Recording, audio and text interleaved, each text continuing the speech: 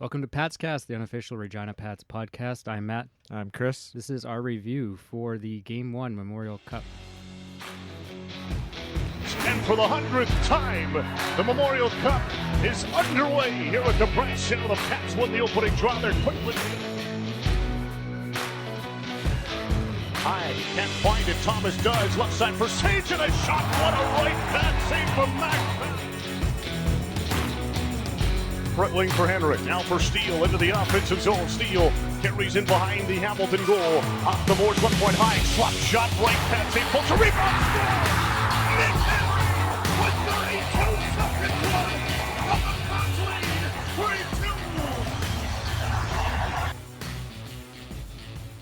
3-2. All right, so first impressions.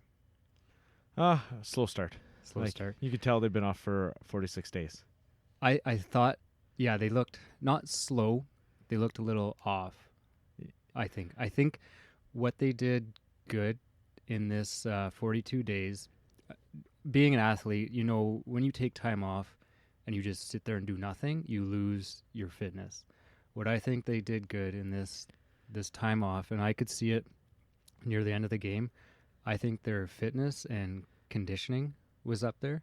It would probably be better than it would have been if they kept playing. Like they're in tip-top conditioning shape. They're not in hockey shape per se, like full speed hockey shape, but they're in physical excellent shape. And I think that's what we saw. You could see passes were a little sloppy. You know, I made a note here after that first period. They were lucky to be down only by one.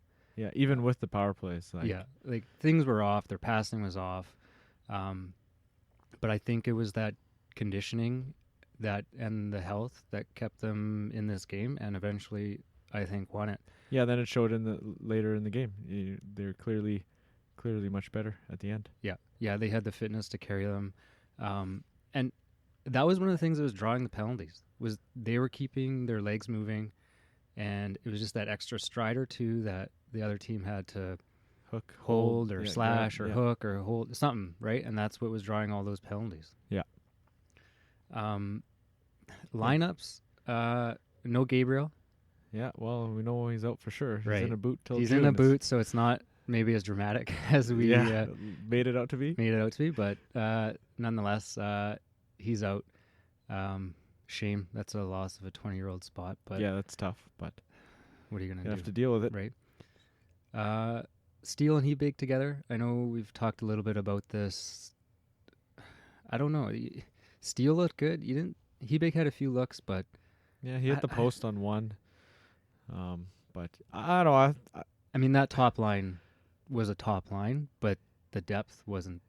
I didn't see a lot of depth. Yeah, when you got to that Bradley line, they didn't look. Bradley, that was one of the bigger disappointments of that game. Actually, what I saw was Matt Bradley. He did not look good. Yeah, he didn't seem like he was controlling the play like he used to. Like where he's controlling the puck, carrying the puck a lot. Yeah. You know, he had a lot of time on the power play there in the first period with all those power plays, but yeah, it didn't seem like he was doing as much in the second and third.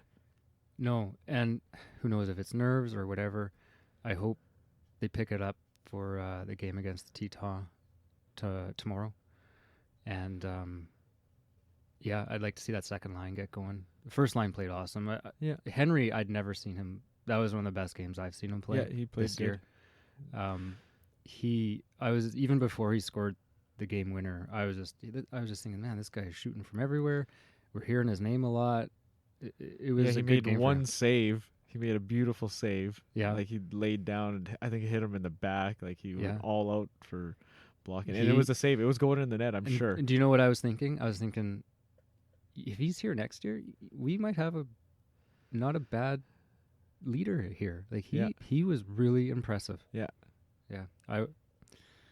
Other than that, Steele had tons of ice time. I know I don't think they keep track of ice time, but he was on there. I don't know. They didn't say anything on the TV on the broadcast. I don't think they kept track of time on ice, but they sometimes recognized they how often he was on. Okay. Yeah, I didn't see a stat. If anyone else kept track of that, let us know because it would be interesting. Yeah. Well, I seen it even today, like that Godin line. referring to the game today, is Sunday. That God line was out there all the time. Yeah. Like you get all those extra TV timeouts. They did talk about the short bench. Like the whole tournament, everyone will be playing a short bench. Yeah. It was nice to see, I don't know, back to Pat's hockey, right? You saw Fleury out there playing the way he playing can. physical, he was a presence, and that's what he can do. When he plays physical, the guy he's one of my favorite players on the... Yeah. And Puto as well. Yeah, those two out there were crushing it. Yeah, no, They that's looked good. You have the other team's beat up. You're not. Go lay some hits. Pound them into the ground. Yeah. Like that one guy tried to hit Fleury. Fleury knocked him right down. Like the guy ran into a brick wall and fell down. Yeah, he looked solid out there. Yeah. Mahura's goal.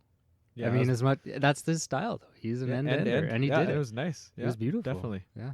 So, It was great game by him. And his back checking, like, I haven't seen him back check that hard. Like, no. Shout out to my girlfriend who thinks he's the laziest guy out there. But I don't think she's the only one. Like, he is an offensive defenseman. Yeah. But he can be lax sometimes. Yeah, but his back checking, his effort was awesome. 100, it was one of his best games. All around, so many guys stepped up in that game, and they needed to. Right? We've said this before. It's a short tournament. You have to play these games hard, and you have to win. I mean, we haven't even got to him yet, but Max Paddock. Yeah. Well, we knew he's good. You know, no. Some of the other people out there, you know, not following the Pats didn't even know.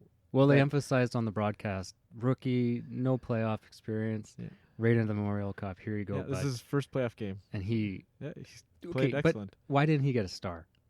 I don't know. I thought I said Henry and Paddock.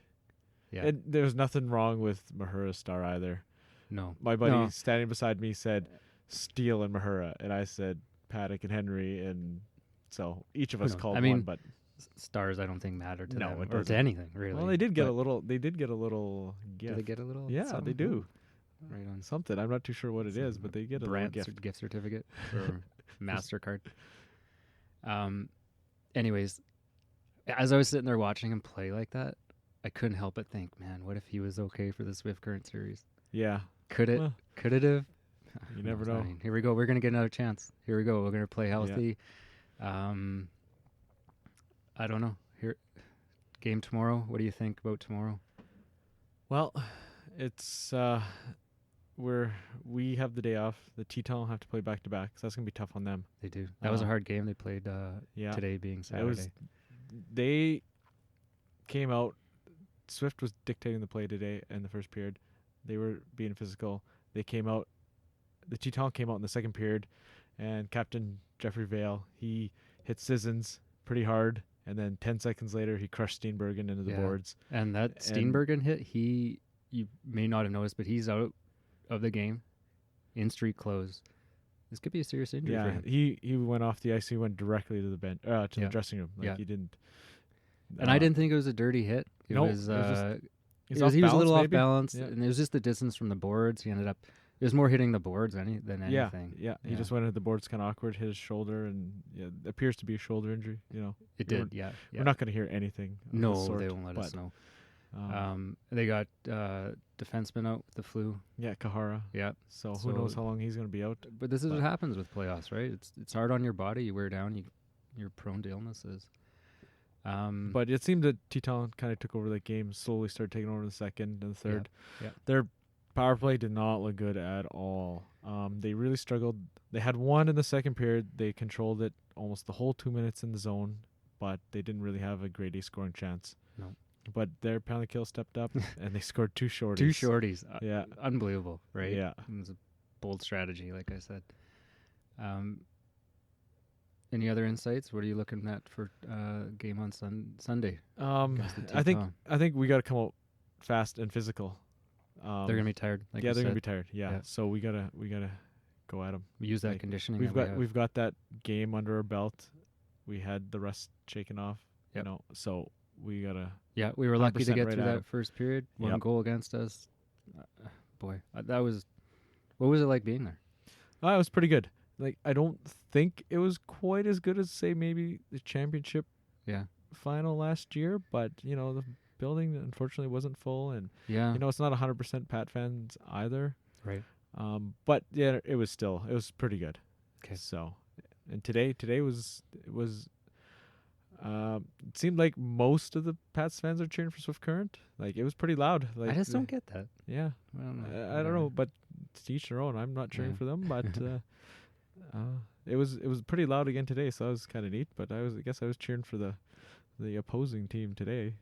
The big Twitter news is Swift Current could fill our stadium better than we could.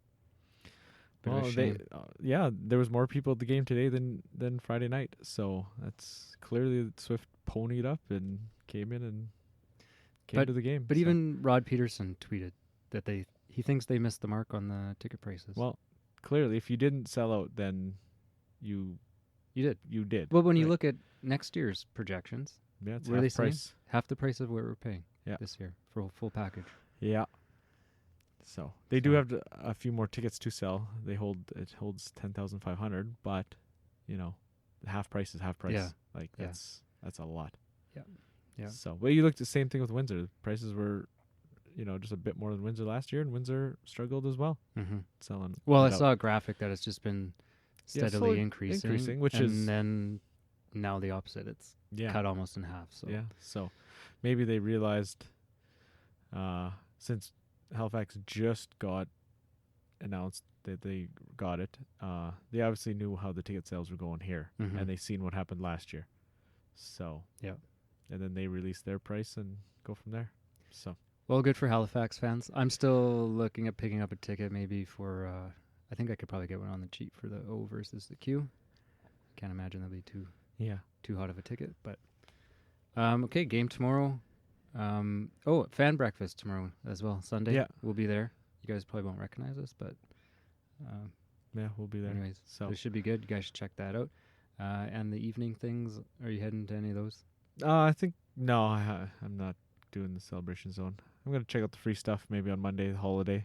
Go through that, check that stuff out. I walked through it tonight after the game, but I didn't really stop and look. But good. Well, I think that's good for today. We'll wrap up review on that game and watch tomorrow, and we'll be back for another review of Pats versus Teton. Yeah, sounds good. Anything else? Nope, I'm good. All right, see you guys.